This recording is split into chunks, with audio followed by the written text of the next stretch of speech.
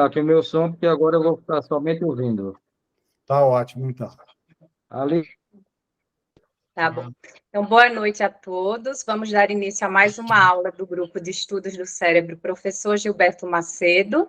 Gostaria de convidar o Dr. Giorgio Fabiano, que ministrará a aula de hoje com o tema o SPECT Controdat no diagnóstico diferencial da doença de Parkinson. Dr. Giorgio, ele é graduado em Medicina pela Universidade Federal do Paraná, fez residência médica em Neurologia no HC da UFPR, tem mestrado em Medicina Interna pelo HC da UFPR também, atua como neurologista no HC da UFPR e do Hospital Angelina Caron. Atua também em áreas de pesquisa com o tema de doença de Parkinson. Podemos dar início, doutor, seja muito bem-vindo. Então, tá bom. Obrigado. Primeiro, o convite do doutor Fernando. Eu me sinto muito honrado por ele lembrar de mim e me convidar para fazer essa apresentação. Então, espero que seja uma apresentação pré-feriado tranquila, leve, e que auxilie os colegas aí nesse tema aí tão interessante, que são os biomarcadores e, no caso específico, né, esse marcador de imagem, né? A gente vai falar sobre avaliação do espectro cerebral controdátil no diagnóstico diferencial dos parkinsonismos, tremor essencial e possível uso, talvez em alguns outros transtornos de movimento, né? Então, aqui vai ter uma pequena introdução, importância, justificativa, vamos discutir o que diz a literatura, quando solicitar uma discussão e conclusão, né? Então, já vão 200 anos da primeira publicação do James Parkinson, né, com os pacientes que tinham os sintomas de doença de Parkinson. De lá para cá, basicamente, nós estamos usando os mesmos critérios para diagnóstico, né, basicamente critérios clínicos. E a gente tem que levar em consideração que, nesse período, os pacientes, a gente tem uma quantidade enorme de pacientes, e atualmente os pacientes também estão procurando mais precocemente, então, com sintomas mínimos, e que muitas vezes a gente vai precisar de exames auxiliares para auxiliar na diferenciação, né? Então, os critérios clínicos para diagnóstico da doença de Parkinson estão bem estabelecidos pela Movement Disorder Society, né? Foram publicados sendo encabeçado pelo Ronald Postman, né? E o critério fundamental é bradicinesia, né? Muitas vezes os pacientes pensam que o critério fundamental é tremer, mas não, né? É bradicinesia junto com tremor ou rigidez, né? Uma coisa importante para frisar, que já nesses critérios diagnósticos, tem aqui na Table 1, um critério absoluto de exclusão quando o paciente tem exames moleculares de imagem normal. Então, isso daí, um exame normal é um critério de exclusão. Daí vocês podem pensar, mas tem aqueles pacientes SWED, que são os scans without evidence of dopaminergic deficit. Mas isso é uma exceção e muita gente acha que não existe, né, o SWED. Então, o exame de funcional de neuroimagem pré-sináptica, estando normal, é um critério absoluto de exclusão de doença de Parkinson, né? Existe uma luta, uma corrida de laboratórios, pesquisadores no mundo todo, tentando buscar biomarcadores para diversas doenças, e a doença de Parkinson não é diferente, né? Marcadores genéticos, que a gente pode citar alguns genes mais importantes, o LRK2 e GBA, marcadores metabólicos, marcadores de imagem, com SPECT, PET-CT, a ressonância cerebral, com os seus marcadores para parkinsonismos atípicos.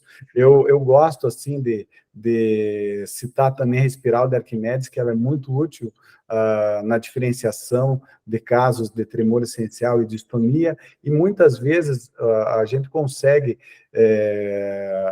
pela espiral de Arquimedes, ver uma diferença bem grande entre pacientes com tremor essencial e pacientes com Parkinson, né? Aqui, só para citar, a mesma paciente, a espiral com 2 anos de diferença, mostrando, né? Ela tinha 55 anos, tinha inicialmente um diagnóstico de doença de Parkinson, parecia, mas 2 anos depois ela foi evoluindo mal, com distonia, e era uma atrofia de múltiplos sistemas, né? Então, isso também mostra como muda a espiral ao longo do tempo, né? Outra situação interessante, que foi recém-publicado pelo grupo da Cecília Peralta, eles tentando organizar, o que tem muita publicação de imagem, mas está faltando organizar, sistematizar, criar protocolos e algoritmos atualizados para esse diagnóstico, né? Para facilitar um diagnóstico preciso da doença de Parkinson e dos parkinsonismos atípicos, né? Então, essa é uma tentativa, né? E exames de ressonância, PET-CT, SPECT, são extremamente úteis, qualitativa e quantitativamente, né, nessas situações. Aqui, os métodos de imagem mais comuns que a gente utiliza na investigação dos parkinsonismos, né? No caso, o mais comum seria o SPECT. Aqui no Brasil, a gente usa com o Trodate, que é o que está disponível, né? PET-CT com FDG. O SPECT é interessante porque ele é mais disponível nas grandes capitais e até em cidades menores. Você consegue caracterizar a integridade ou não das vias dopaminérgicas pré-sinápticas. Ele tem um menor custo, né? Disponível em grandes centros e até em centros médios, né? E não tem um custo tão elevado. Só que ele não consegue diferenciar se o paciente tem uma doença de Parkinson ou um parkinsonismo atípico, né? Mas ele é bastante útil para diferenciar da doença de Parkinson para o tremor essencial e também no caso de um paciente com parkinsonismo vascular, pode ser bastante útil no caso de parkinsonismo induzido por medicação e também para diferenciar precocemente se o paciente se trata de um paciente com Alzheimer ou com uma demência por corpos de Levy. Já o PET-CT com FDG, ele é mais caro, em geral os planos de saúde não estão cobrindo, né? Mas ele tem uma melhor resolução, só está disponível em grandes centros, e você, com esse exame, você consegue uma distinção bem precisa entre doença de Parkinson e os casos as formas parkinsonianas atípicas. A grande dificuldade é que é pouco disponível, é bem mais caro, ao redor de 3, 4 mil reais, e os planos ainda não são obrigados a cobrir. O tema, né, do nosso encontro é falar do Trodate, né, que é o que está disponível. Então, entre aspas, eu vou dizer, a gente sempre espera um estudo normal no tremor essencial, no Parkinson vascular, no parkinsonismo induzido por drogas e no parkinsonismo psicogênico, né? Então, um estudo normal afasta qualquer forma de parkinsonismo.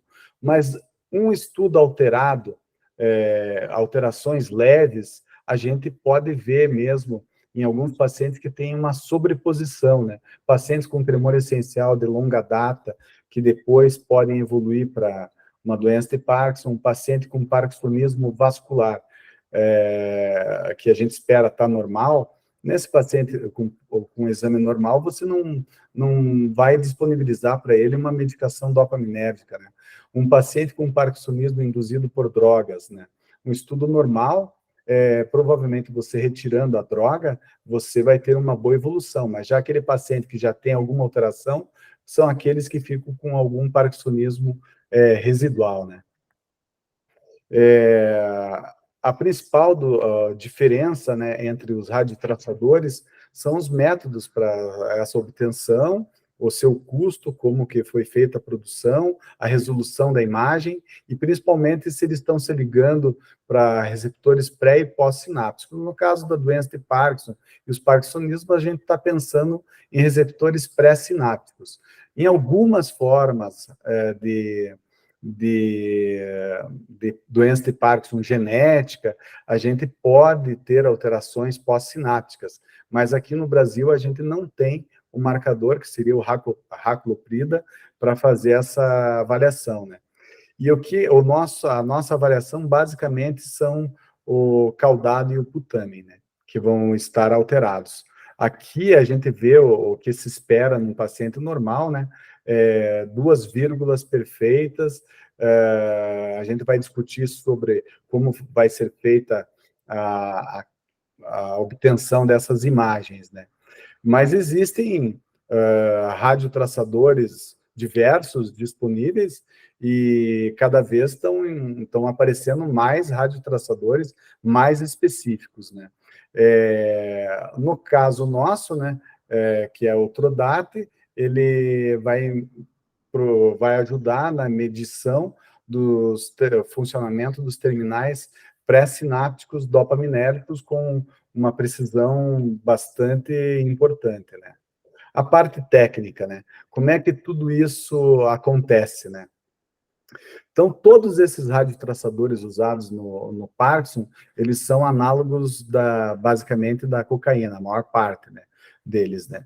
Então, o transportador da dopamina é uma proteína localizada na membrana dos neurônios dopaminérgicos do estriado, e existe uma correlação direta entre a perda da dopamina, da substância negra, e essa alteração que ocorre no corpo estriado.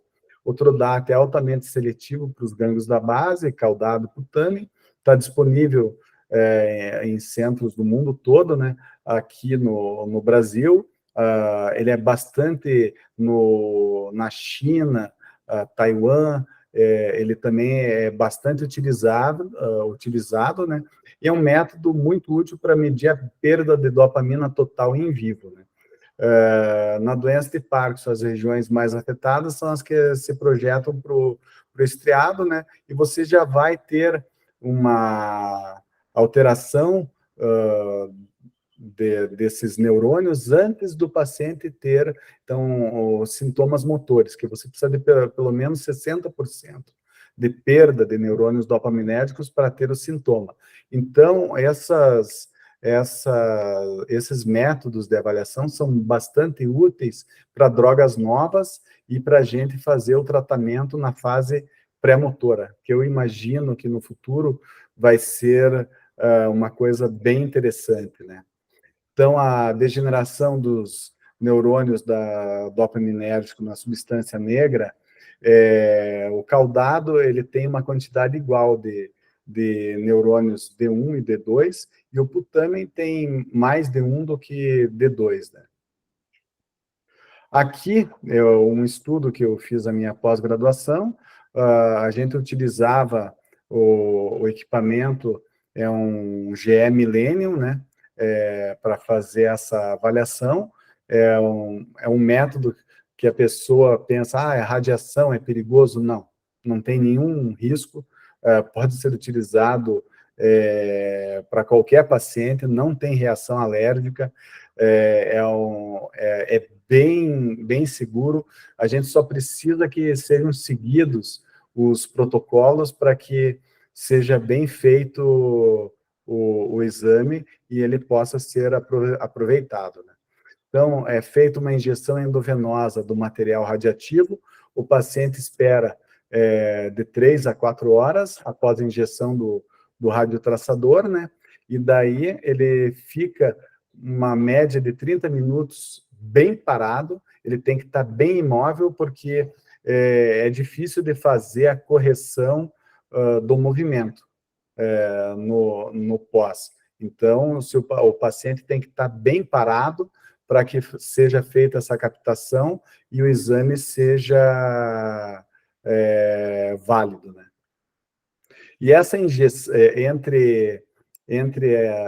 você faz a injeção endovenosa, 3, 4 horas, em geral são 3 horas o protocolo, e você vai fazer a imagem no máximo em 30, 40 minutos de duração.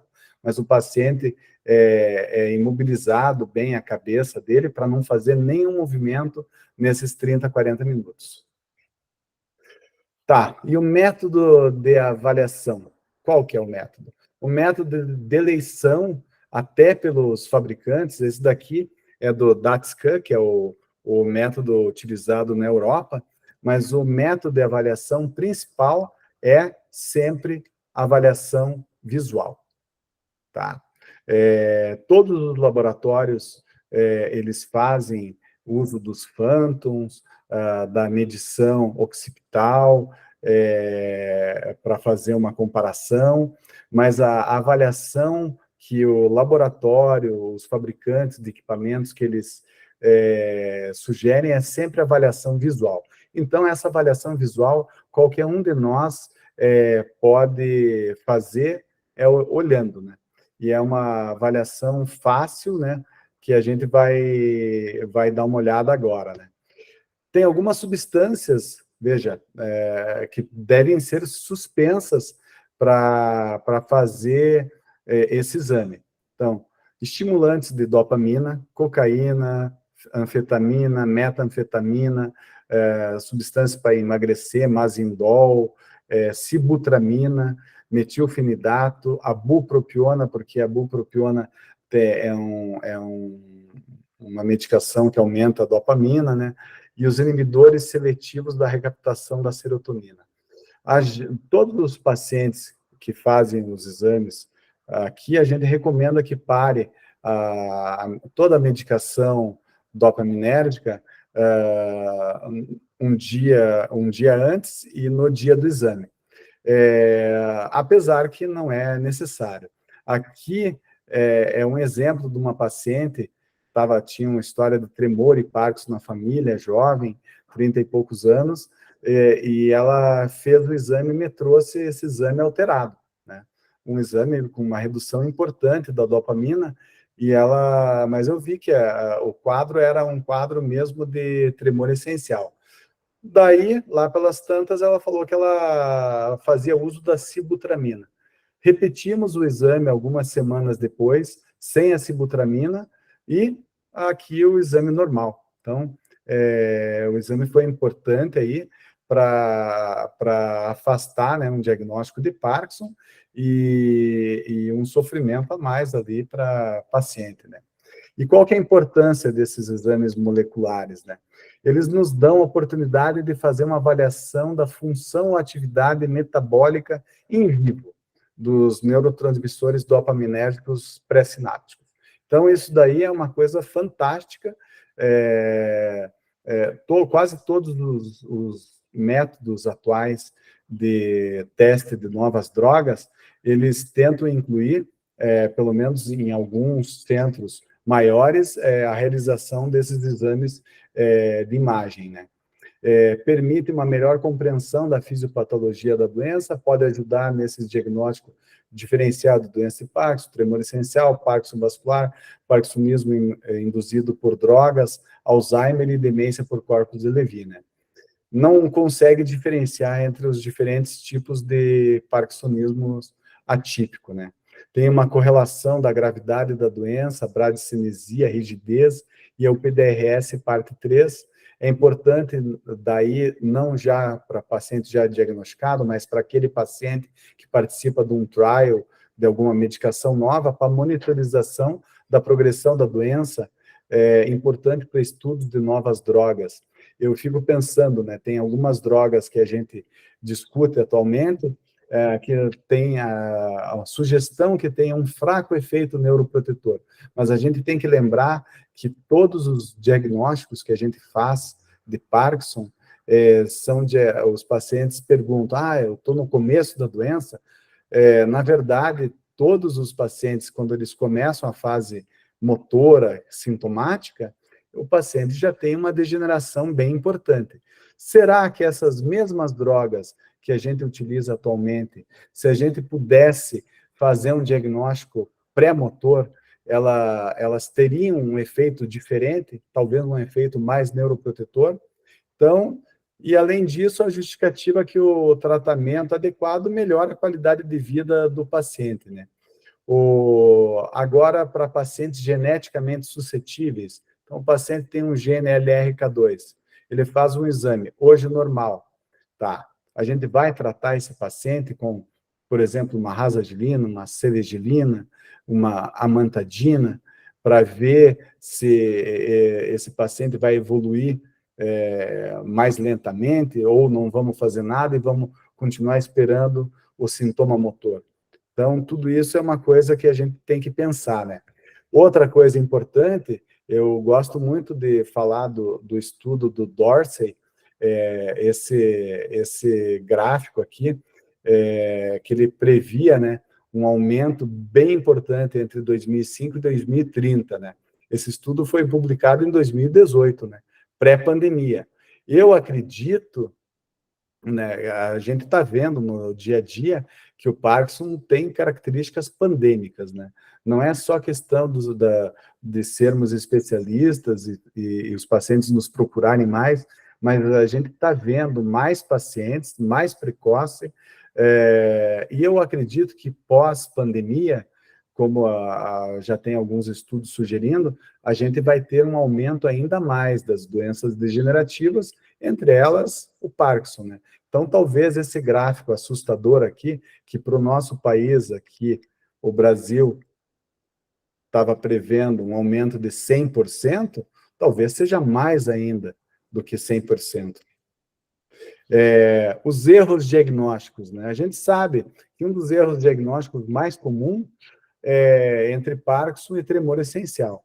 E isso não é um problema só dos não especialistas. Entre nós, especialistas, também, aqueles pacientes com tremor essencial tardio, que vão começar com os sintomas mais tarde, o próprio tremor essencial é difícil da gente dizer o que é tremor essencial. Existe tremor essencial de vários tipos, né? Mas aqui, em geral, a precisão para não especialistas seria de 73%, dos especialistas, 79%, não é muito diferente, né? Uma das razões para o diagnóstico equivocado é tremor essencial, parkinsonismo atípico, né? Então, parkinsonismo atípico, aquele parkinsonismo MSA, atrofia de múltiplos sistemas, do tipo P, que inicialmente dá uma resposta boa por 1, 2 anos, mas depois começa a evoluir mal, né? E os erros diagnósticos são ainda maiores no caso do tremor essencial, né? Pensar que tem 40% de taxa de erro diagnóstico, né? E até 50% dos pacientes que a gente trata como tremor essencial não tem tremor essencial, né? Então, isso é bem importante, né? Aqui, como eu estava falando do estudo do Dorsey, que já previu uma explosão, agora já estão saindo os primeiros estudos pós-Covid, né?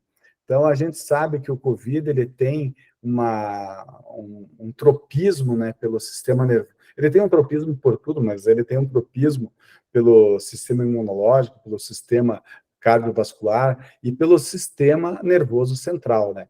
Então, a gente sabe que vai aumentar o estresse oxidativo, que isso daí vai aumentar provavelmente os casos de Parkinson. Eu me pergunto, e pergunto para os colegas que estão participando, a gente vai ter uma explosão ainda maior de casos após a epidemia do Covid-19? Eles vão ser diferentes?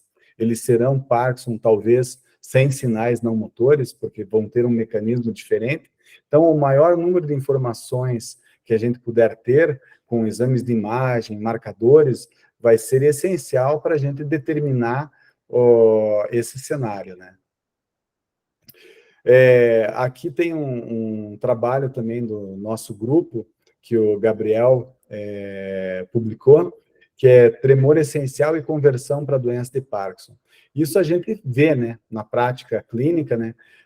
Já tem vários trabalhos, até no folder da MDS, se vocês baixarem, que é Factos Essenciais no Tremor Essencial. Eles falam que os pacientes com tremor essencial, eles têm 6 vezes um risco aumentado de conversão para Parkinson. E aqueles pacientes que têm história de tremor essencial e começam com um tremor na vida adulta, ou tem um tremor essencial desde cedo, e daí começa a piorar, né? o exame é fundamental para você ver se vale a pena você manter esse paciente numa terapia dopaminérgica associada, né? Então, acho bem importante. Tem alguns estudos, eu esqueci de pôr um estudo do Riso, da Itália, e tem também esse estudo da China, eu acho que é da China, falando que o espectro cerebral com Trodate pode ser um potencial marcador para pernas inquietas.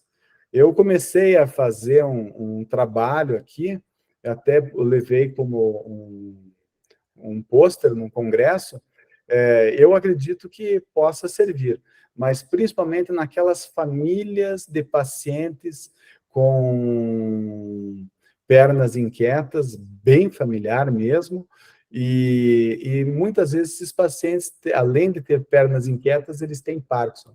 Será que a gente tem aqui que a gente sabe que paciente com Parkinson tem mais pernas inquietas, mas a gente não pode dizer que pacientes com pernas inquietas têm um maior risco para doença de Parkinson. Então, quanto mais biomarcadores a gente tiver, melhor vai ser a nossa compreensão e o tratamento, né, desses pacientes.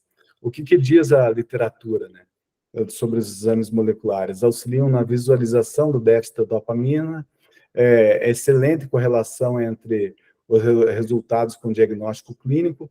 Quando é positivo, ele tem um poder bem alto, de 78%, 79%, e quando negativo, 97% para afastar, né?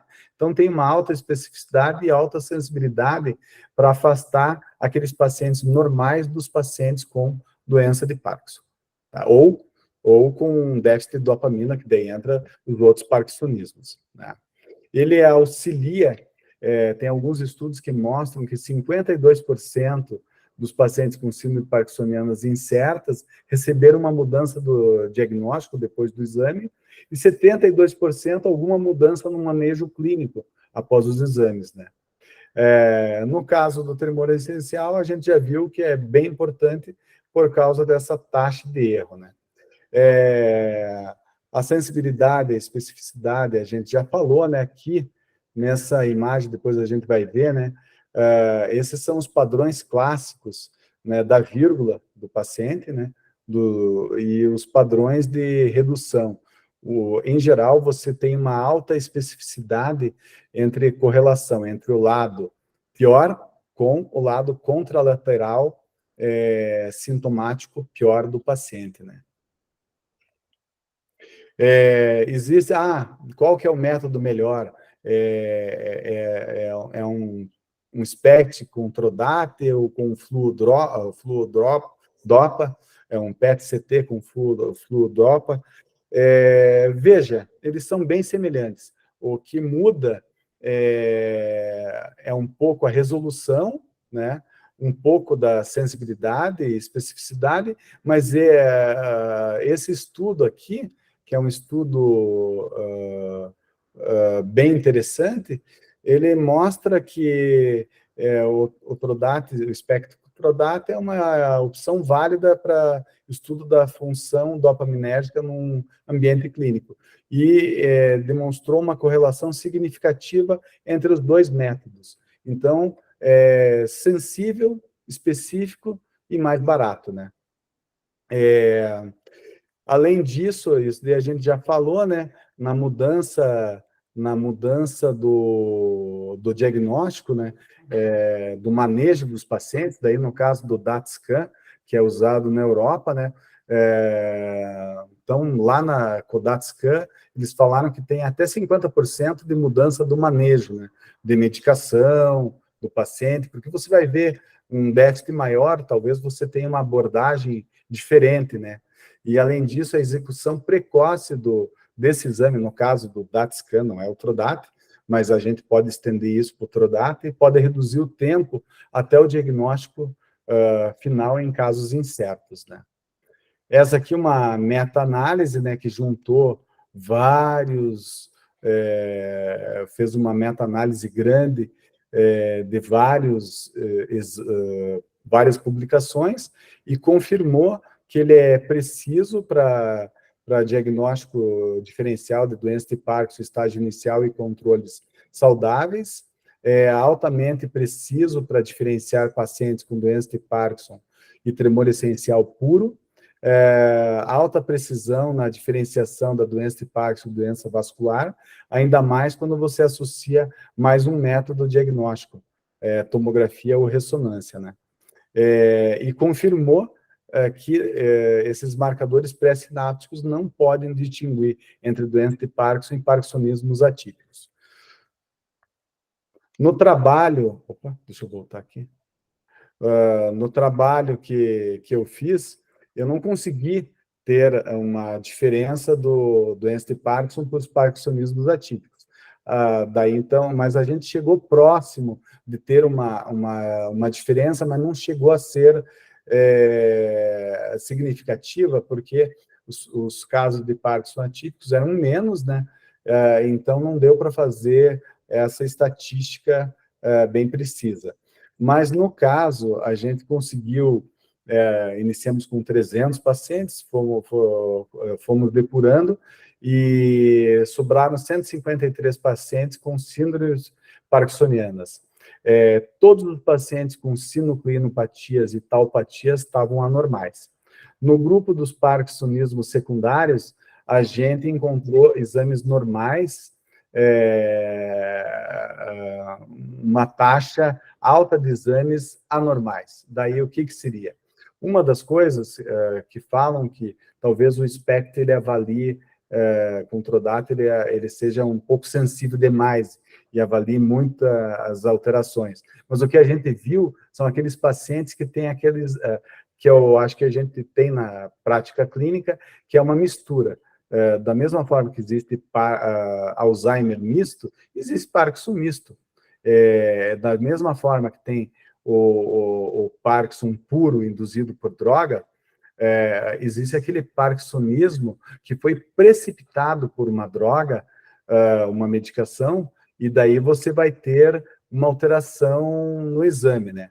E no nosso caso, a gente teve uma baixa acurácia e especificidade para diferenciar a doença de Parkinson dos outros formas de parkinsonismo, mas, assim, foi mais importante no caso de parkinsonismo induzido por drogas. Mas daí também usando como marcadores alguns biomarcadores clínicos, né? A associação com a alteração do olfato, alteração intestinal, transtorno de sono, né? Então, no caso de pacientes com parkinsonismo induzido por drogas, um Trodat normal, isso tem uma implicação prognóstica e terapêutica.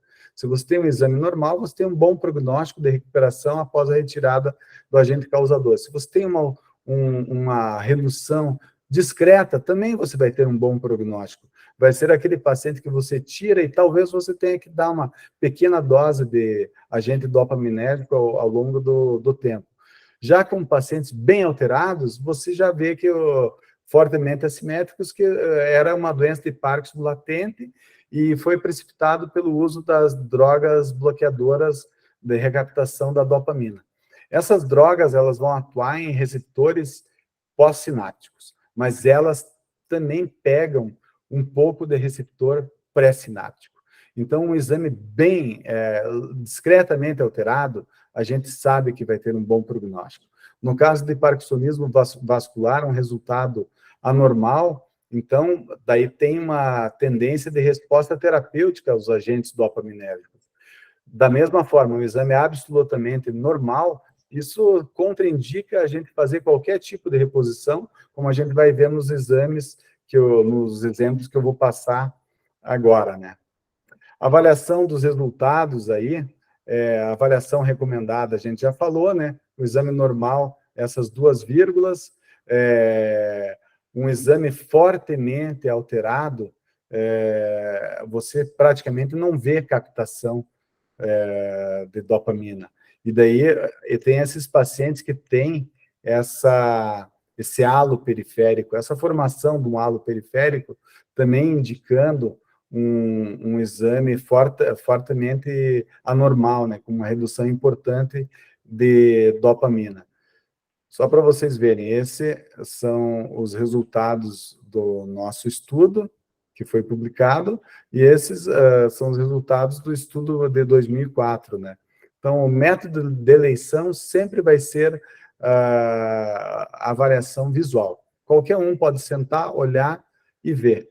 Realmente, tem uma redução importante desses transportadores. Quando solicitar? Eu acho que cada vez mais os pacientes eles estão procurando a gente mais precocemente. A gente tem visto pacientes jovens, né, 40 anos, 45 anos,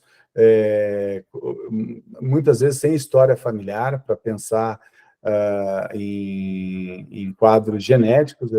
Eu tenho paciente de 34 anos que eu fiz exame genético completo, não tinha nada genético, não tem história na família, e tem doença de Parkinson, já fez até cirurgia. Então, pacientes jovens, você vai solicitar. O que é um paciente jovem? Aquele paciente que, com menos de 65 anos, que tem um sintoma mínimo, você vai precisar, muitas vezes, para o paciente iniciar um tratamento, muitas vezes os pacientes eles estão querendo ver para crer, né? Então, pacientes mais jovens, quadros menos típicos, pacientes com suspeita de parkinsonismo vascular ou induzido por drogas, por causa das implicações terapêuticas e prognósticas. Um parkinsonismo vascular com um Trodac normal, não adianta ficar dando levodopa. Um parkinsonismo induzido por medicação com Trodac normal, você não vai precisar dar nada para o paciente, vai retirar o agente causador, ele provavelmente ele tem um bom prognóstico, né? Lembrar que pela MDS, um exame pouco compatível ou um exame normal é uma red flag, que pode não ser tratado de uma doença de Parkinson, né? Fundamental para aqueles idosos que começam com tremores, que o idoso já é mais lento, você fica em dúvida se aquilo é realmente uma lentidão, uma bradicinesia, ou se é do idoso, ele tem história de tremor essencial na família, às vezes ele não sabe se é tremor essencial na família ou é doença de Parkinson, então é bem importante. Então, eu vou dizer, tirando aqueles casos muito clássicos, a gente pode pedir para a maior parte dos pacientes, até para a gente ter uma quantificação de como está esse déficit, né? E ter uma documentação, né? E hoje a maioria dos pacientes e seus familiares vão buscar mais do que apenas aqueles critérios diagnósticos de livro. Eles sabem da existência dos exames auxiliares e eles vão querer uma plena comprovação, né? Agora, vamos passar para alguns exemplos, né? Esse daqui é o folder do DaTscan, o que a gente espera, né? Mas isso a gente já discutiu. O caso clássico, né? Um paciente com doença de Parkinson. Você vai ter, classicamente, uma redução assimétrica dos transportadores, né? Vai ter um exame pior do lado contrário aos sintomas do paciente, né? Então, aqui, um paciente do sexo feminino, 67 anos, tinha história de tremor essencial familiar, paciente com tremores, padrão tremor essencial desde os 50 anos, e com piora há 12 meses associado com lentidão. Trodac assimétrico, compatível com os sintomas pior à direita. Então, você tem um exame pior aqui do lado esquerdo, e os sintomas pior à direita, resposta positiva ao uso de levodopa benzerazida, né? No futuro, a gente pode até pensar, né? A gente precisa de mais marcadores para ver se realmente esses pacientes são pacientes com tremor essencial ou é um tremor, ou é um Parkinson benigno, né? Aqui, só para exemplificar como é que vem o laudo, né? Eu tirei uma cópia do laudo, do exame, vem aqui, imagens tomográficas adquiridas, reconstruídas, após 3 horas de injeção. Redução na concentração do radiofármaco, acentuado no putame bilateralmente, mais evidente à esquerda, em grau moderado no núcleo caudado esquerdo e discreto na topografia do caudado direito, né? Então, um exame bem compatível, né? Parkinsonismo induzido por drogas. Então, esse daqui é um exame de uma paciente, talvez até se perguntem, a idade influencia? A idade influencia muito pouco no resultado do exame se o paciente não tem doença de Parkinson. Então, o paciente não é porque ele tem 87 anos que ele vai ter uma redução muito significativa aqui. Então, o paciente com 87 anos estava usando flunarizina há 3 anos, sintomas após 24 meses, o PDRS alta, 47 pontos, Parkinson simétrico, Trodate normal. Dá para dizer que talvez tenha um pouco de redução à esquerda, não precisou usar levodopa, retirada da medicação, recuperação completa após 6 meses. Então, é um paciente que você não precisa, ele já fica leve por saber que ele provavelmente não vai ter uma doença degenerativa, né? A gente falou de Parkinson pós-Covid, né? Então, eu tenho visto alguns pacientes que vêm, esse daqui é um paciente do sexo masculino, sem história de Parkinson familiar, nunca teve nenhum problema, ele teve infecção por Covid, e daí, 6 meses após a infecção, ele começou com lentidão na mão esquerda, sem tremores, com piora progressiva, sempre um incômodo no membro superior esquerdo e membro inferior esquerdo, piorou o tempo de corrida, derrubando pratos e mais depressivo, né? Ele não tem micrografia, não tem hiposmia, não tem transtorno do sono REM, não tem constipação, ressonância cerebral normal. Então, aqui ele tem uma redução basicamente assimétrica, né? Mas é uma redução piora à direita, moderada à esquerda, né? Sempre teve testosterona baixa, fazendo reposição, tem hipomimia facial, hipofonia, redução do swing, sem tremores, sem bradicinesia, que é uma doença de Parkinson, ou é um Parkinson pós-Covid, e vai ser um Parkinson diferente. Eu acho que a gente tem que pensar todos esses casos aí, de fazer exames de imagem e fazer, talvez, acompanhar, né?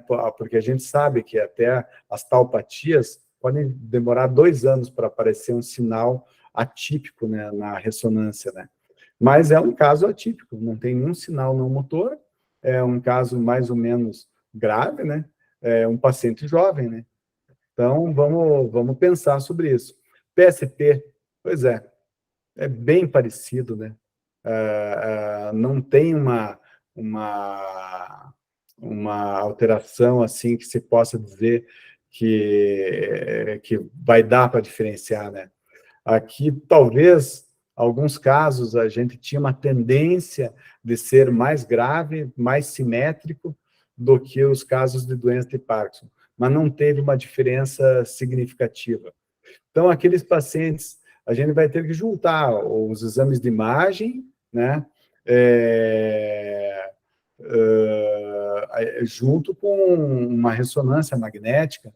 Muitas vezes a oftalmoparesia demora tempo para aparecer, né? Demência por corpos de Levy, né? Veja, esse paciente aqui, basicamente, ele tinha uma ressonância com atrofia cerebral, ele não tem, você podia pensar, ele tem necrose nos corpo estriado bilateral.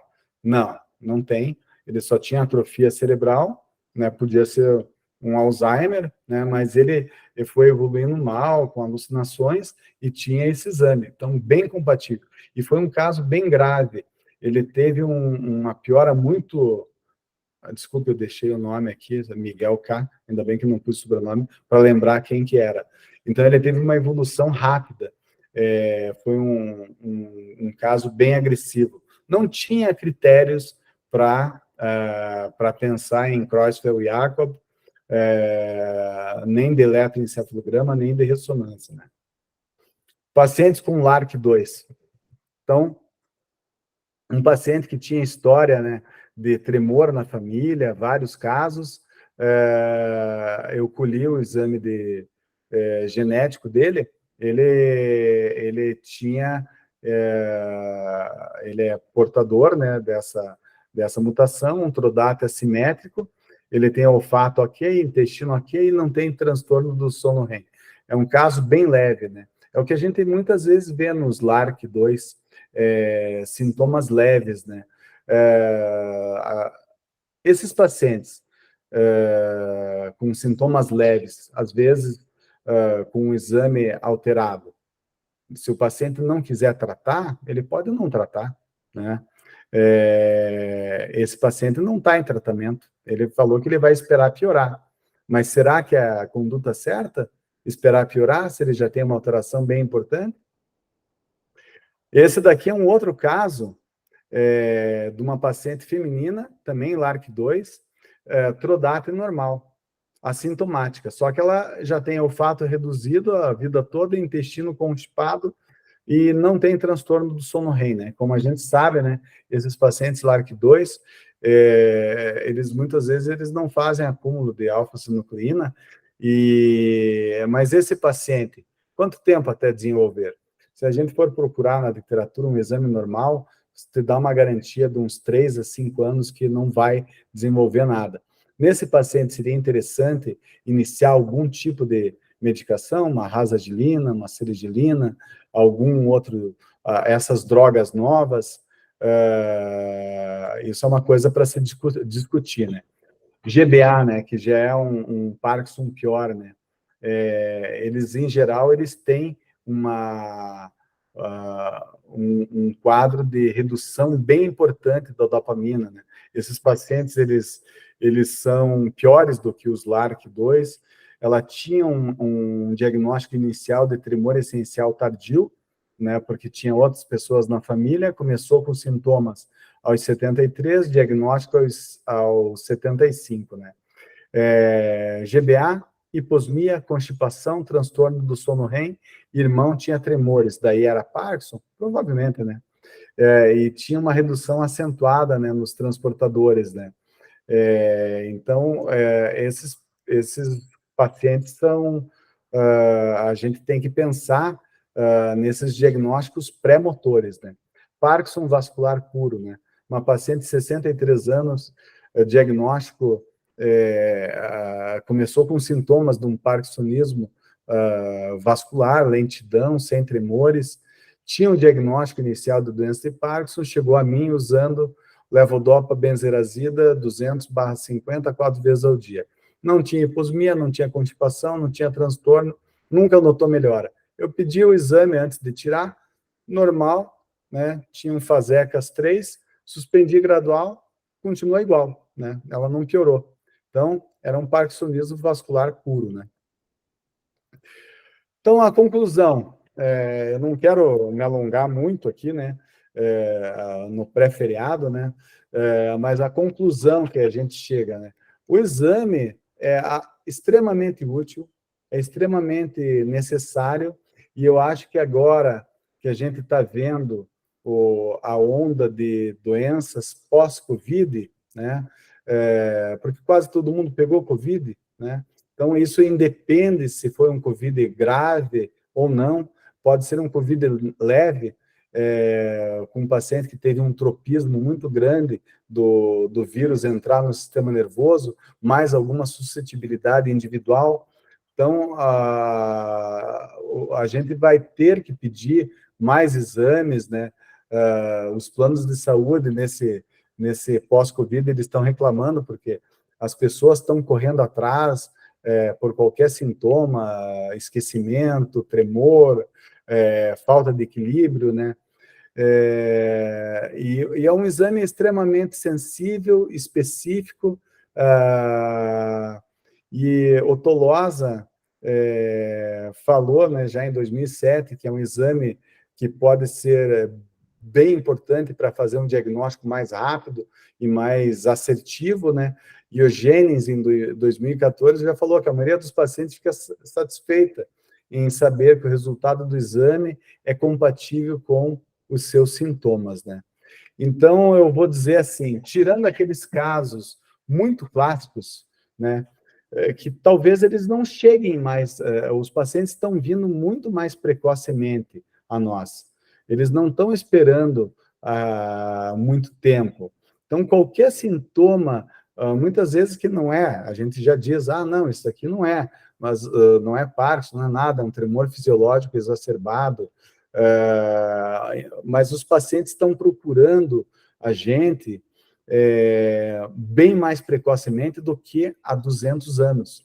Então, a gente não pode usar apenas aqueles critérios são ótimos para pacientes com 3, 4 anos de evolução, mas aqueles pacientes que estão com sintomas mínimos, né, eles vão precisar de algum outro método para facilitar esse diagnóstico e até para a gente ter uma noção da gravidade ou não desses sintomas, né, dos pacientes. Bem, eu agradeço a todos que se dispuseram a participar aqui e estou aberto a perguntas, né?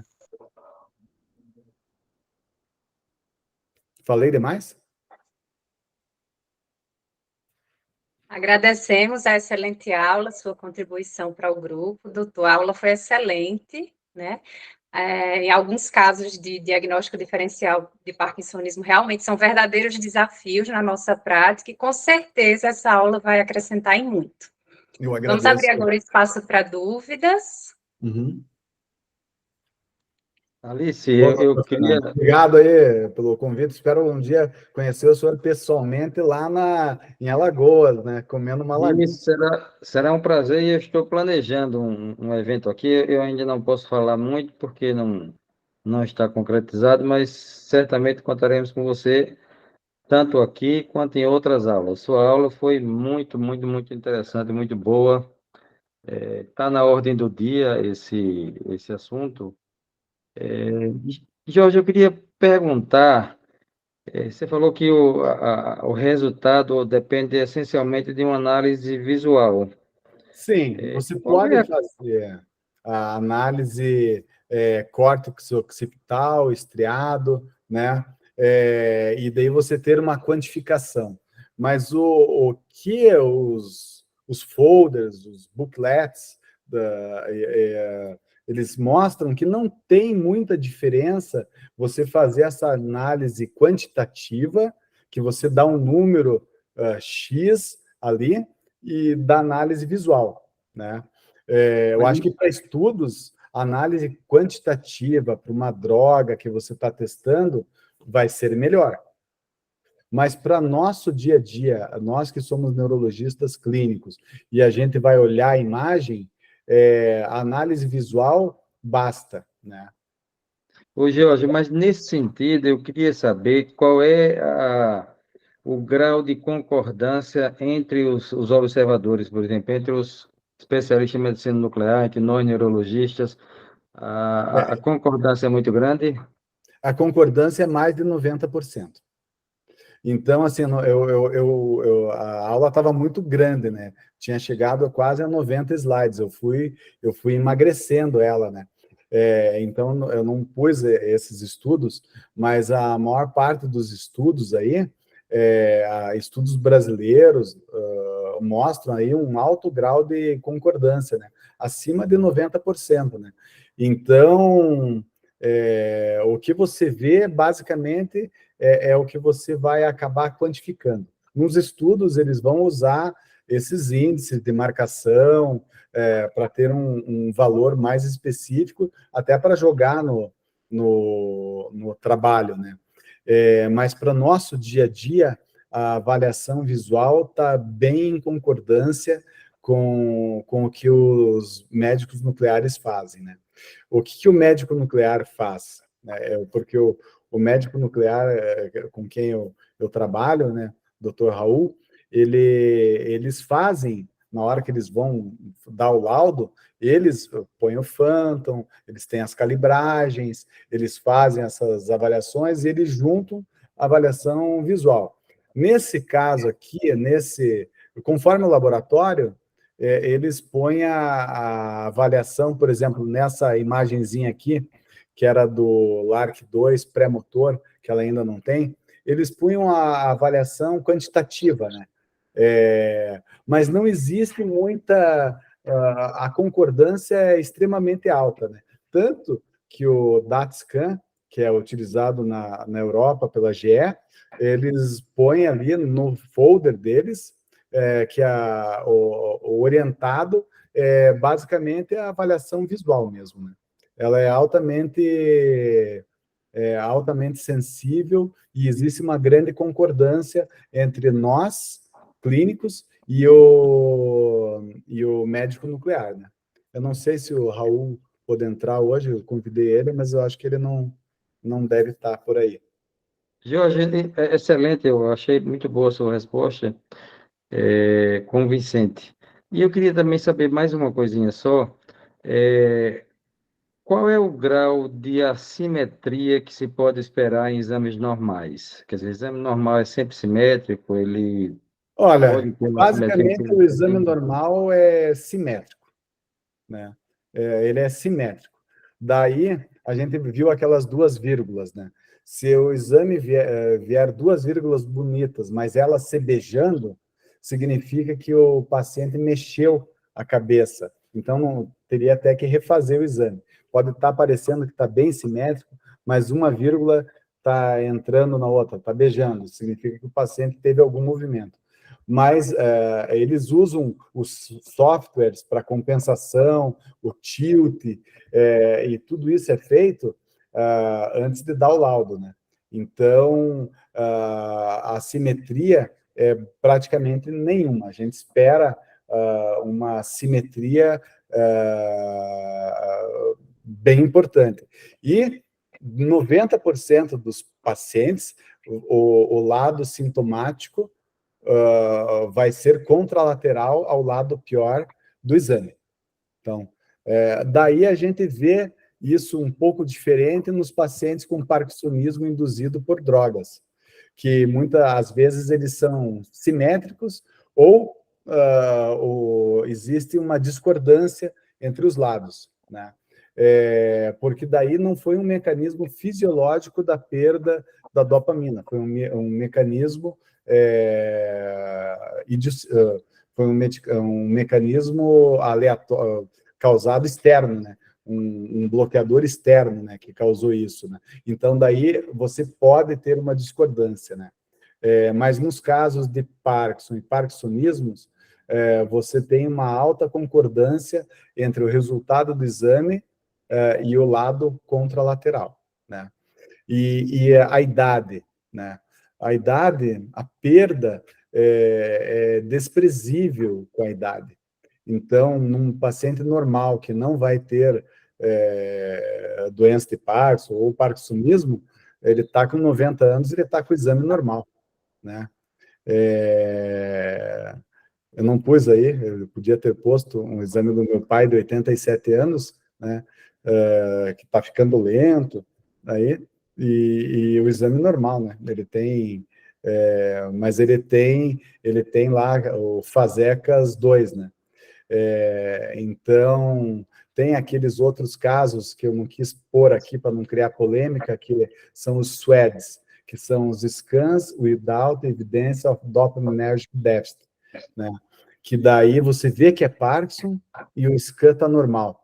Tá, uma das coisas sugeridas é que possa ser uma outra forma de Parkinson, um Parkinson, por exemplo, genético, algumas formas que são, em vez de pré-sinápticas, pós-sinápticas, né? E daí você não vai ter realmente no exame que vê a pré-sinapse, você não vai ter isso. Mas a maior parte dos SWEDs da literatura, depois de 1 ano, você repete o exame, se o paciente tem critérios mesmo, daí aparece ali a alteração, né? O importante é seguir o laboratório com quem você trabalha, seguir, se saber, conhecer o laboratório, conhecer o médico, conversar com ele, saber que ele segue o protocolo certinho, que eles fazem as calibragens dentro do recomendado pelo fabricante, que eles injetam a medicação, esperam as 3 horas, que eles deixam o paciente lá fazendo aquela aquisição no máximo 30, 35 minutos, né, que é o tempo ideal, e que o paciente esteja bem imóvel, né. Eu sou fã desses exames. Eu acho que tem pessoas que são mais visuais, né? Eu sou uma pessoa visual, eu gosto de ver, né? Então, sempre gostei, né? E eu acho que o paciente fica bastante satisfeito. Eu não quis pôr um outro exemplo de ontem, uma senhora de 65 anos com tremor essencial na família, e ela veio aqui, um Parkinson, aquelas mulheres com parkinsonismo mínimo, que tem descrito na literatura. E ela veio para eu confirmar que é tremor essencial. Mas, assim, ela, nas manobras de distração, o tremor é bem de repouso, ela tem um tremor de repouso no pé. Eu falei, não, isso é Parkinson, a gente pode fazer 2 coisas, começar a tratar, ou fazer um exame para tentar diferenciar se é um tremor essencial ou um Parkinson. O que a senhora prefere? Ah, não, eu prefiro ver, porque eu vou me mudar, a minha filha mora em Miami, ganhou um green card, e eu quero passar um tempo lá, eu quero chegar lá sabendo se eu tenho tremor essencial ou Parkinson. Daí eu pedi o exame para ela, né? Vamos ver. Esses pacientes com história confusa de tremor essencial e com sintomas mínimos e mais tardios, eu acho fundamental você pedir o exame. Quem tiver a possibilidade, né? E gostaria que tivesse disponível pelo SUS, né? A gente consegue aqui alguns exames pelo SUS, pela amizade, né? Com a pessoa, né? Que faz os exames, né? Mas era um exame para quem trabalha, assim, com o pessoal que vai pôr as novas tecnologias, quem tiver um encontro com essas pessoas podia falar sobre isso, né? Eu não conheço ninguém dessa, não faço parte nessa parte burocrática, mas eu gostaria que isso daqui tivesse, pelo menos, em alguns centros disponíveis, né? Que é bem importante, né? Giorgio, é excelente também, eu gostei muito dessa segunda resposta. E eu queria fazer só mais uma pergunta, eu prometo que não farei mais perguntas. A comparação entre o custo e benefício e a praticidade do exame, quando você compara o SPECT contra o DAT e o nigrossoma na ressonância de 3 Tesla. O que é que Olha, você, você tem os dois disponíveis, o que é que você pediria? eu, em geral, se eu estou pensando numa lesão estrutural, eu até peço a ressonância. Mas eu vou dizer, doutor, que às vezes os laboratórios eles ficam bravos comigo, porque eu peço ressonância de 3 Tesla, pesquisa do nigrossomo, e muitas vezes eles não querem, eles não estão querendo colocar esses dados. Na literatura, eles dizem que é bem semelhante. Eu vou dizer que é muito melhor pedir o exame de cintilografia. Eles são parecidos, teria uma especificidade bem parecida, mas ainda é superior esse método. Vão vir outros métodos? Vão. Mais sensíveis? Vão. O que a gente tem agora é esse. Vai desaparecer? Não. Talvez apareça um outro marcador radiativo, mas a imagem, a ideia em si vai ser igual, né? Se você pegar as imagens de Haclopride, são parecidas. Se você pegar com outro marcador, o DaTscan, as imagens são parecidas. Se aparecer um marcador mais sensível no futuro, vai ser parecido. Talvez uma resolução melhor, uma sensibilidade ainda maior. Então, a gente tem que saber essa estrutura, porque o que vier de melhor na frente vai ser, a gente já vai entender toda essa dinâmica que está aí, né? Então, e se pudesse, né, pelo menos em cada capital, ter um exame, ou em cada região, um exame desses disponível, né? Para a gente poder solicitar para os pacientes do SUS, né? Que, infelizmente, a gente não consegue, né? É bem difícil, né? Obrigado, George. George é excelente, excelente. Gostei muito da resposta das aulas. Alice, pode reassumir aí? Agradeço novamente. Obrigado. Aproveitando só para aproveitar a sua presença, doutor Jorge, eu Sim. queria só saber se já tem, se o senhor tem conhecimento, se já tem algum estudo em andamento em relação a esses pacientes que o senhor citou, que têm desenvolvido um parkinsonismo pós-Covid. Eu atendi um caso desses e me chamou muita atenção, porque os sintomas São deixavam diferentes. muita dúvida ali, porque pela rapidez de evolução dos Veja, sintomas. doutora Alice, a gente tem um problema mundial, né, nas publicações de Covid, porque eles não querem, muitas vezes, dizer que a doença causou ou que você teve algum outro fator causador. Eu acho que a gente tem que começar, nós temos que começar a publicar, né? Tem ali aquele da MDS que está falando, tem alguns outros estudos falando, tem o pessoal da reumatologia, está vendo muita coisa, né, de piora da parte imunológica dos pacientes nesse pós-Covid, né? Eu acho que, Paulo, eu tenho a impressão, né, no dia a dia, que muitos pacientes pioraram, não só pelo isolamento, mas parece que a doença acelerou depois deles terem o Covid, né? Então, eu acho que a gente tem que pegar, mesmo que seja aquele caso simples ali, vamos publicar um case report, né? Vamos publicar, daí vai juntando, as coisas vão precisar ter várias pequenas publicações para a gente depois juntar e ter uma resposta. Eu, levando em consideração que muita gente teve Covid, o Covid tem um tropismo pelo sistema nervoso. Eu acredito realmente que a gente vai ter maior número de parkinsonismos, doenças degenerativas, e a gente tem que começar a correr atrás disso, né? Pensar em montar grupos de trabalho para fazer um estudo no Brasil, multicêntrico, Parkinson pós-Covid.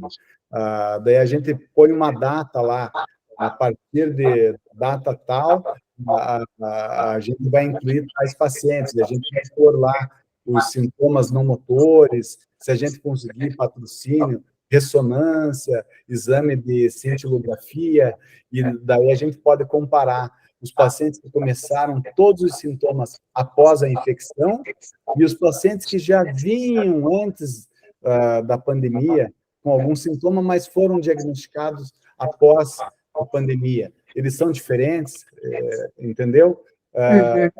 Eu acho que a gente vai precisar se juntar e fazer um estudo multicêntrico, né? Vamos alimentando isso e depois fazemos uma publicação, né? Junta com todo mundo, né? Tá bom, então, muito obrigada, doutor, pela excelente aula, por todos os esclarecimentos, e vamos finalizar, né? O pessoal já está ansioso aí para entrar no feriado. Isso aí. Boa Daí noite a todos. você, para disponibilizar no YouTube, é você mesmo, né? Não sou eu, né? O Neto que organiza essa parte. Ah, tá. Mas eu preciso apertar algum botão para disponibilizar? Não, não, né? Não, a gente vai mandar o link depois para Ah, o tá. Neurostad, e aí as pessoas compartilham e o número de pessoas que assistem geralmente é muito grande. E a sua aula foi uma aula muito boa de um tema que está realmente sendo necessário os neurologistas compreenderem melhor, porque senão Obrigado. serão atropelados pelo paciente, né? O E paciente obrigado pela vai paciência de todos. E e obrigado pelo convite. mais uma vez agradecer. E Alice, agora você poderia encerrar, Alice. Obrigado. Boa noite a todos, Boa obrigada noite. pela Bom feriado. presença e até a próxima. Tchau, Até tchau. mais, um grande abraço, parabéns e muito obrigado pela aula. Tchau, tchau.